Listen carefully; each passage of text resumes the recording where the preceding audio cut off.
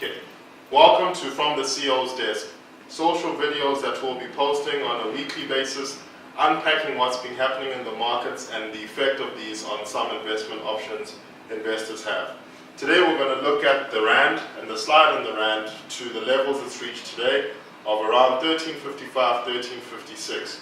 So we've had quite an aggressive move in the Rand over the past couple of days, and it's being driven by a number of factors. But I'm going to introduce Kenneth in shortly to let you know what's been happening. So what to do as an investor? Typically in these moments, it's your Rand hedge assets which tend to do better. Now, Rand hedge assets are assets which improve in performance and return when the Rand weakens against the United States dollar.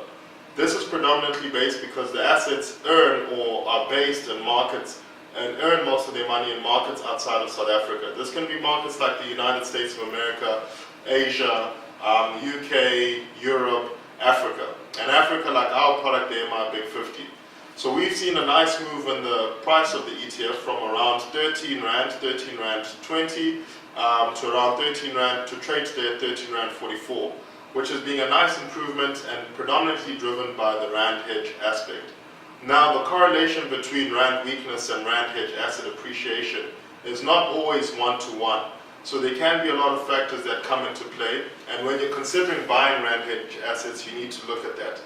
A few examples of Rand hedge assets, or the one that I can give you, is the MI Big 50, which earns a lot of its money in the rest of Africa, which is the product we listed a few months ago. Then you've got other ETFs that also offer you foreign exposure, and then you've got individual companies on the JSE that offer you exposure into other markets. So we'll just unpack a little bit more about what's happening with the Rand. I'm going to turn to Kenneth, and he's going to share with you answers to this question. Kenneth, tell me what's happening with the Rand. So yeah, when you speak of the Rand, what comes into my mind is just the public protector, who's been like trying to move away from the law and protecting the people, and trying to make way into the financial system. So now you have the market and the politicians on the side, and now the market is really scared, trying to know, just trying to answer this question that are we going to see the financial laws being changed anytime soon? So that question is yet really to be answered, even though the finance minister came out and said, no, we're going to protect the Reserve Bank, and also the Reserve Bank also going to the courts just to try and file some lawsuits against the public protector, to try and protect ABSA with their other issue. So yeah, we can't really say maybe the laws will be changed, but now there's nothing on the ground that really shows that the politicians are going to just come against the. And what's going on with the IMF? What's the latest on that one?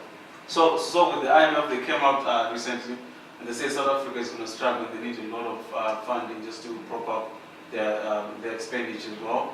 And also, still speaking about the IMF, South Africa is also struggling in terms of funding its various territories. They're only taking a lot from the state, but they're not bringing it back. So they're always operating at a loss, but they need a lot of funding, which is running to like three quarters of total government expenditure. And I'm sure those downgrades are killing Eskom's financial commitments, as the government's guaranteeing a lot of Eskom's debt. Yeah, that's correct. So they're killing a lot of them. So tell me, manufacturing data that came out today, how did we do, man? Well, since we're in recession, how did we do? So SA, yeah, that's correct. SA is really in recession.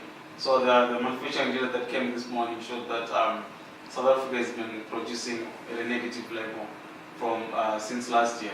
And then speaking of that, you then think of the GDP we've been posting since last year, just growing at a negative rate. So I see SA in a big mess for quite some time now. Okay.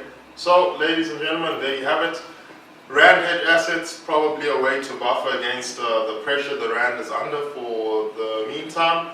How long it will last, no one can ever predict, but it is something to take into consideration. Penning off from the CEO's desk, Maurice Madiba of Cloud Atlas Investing.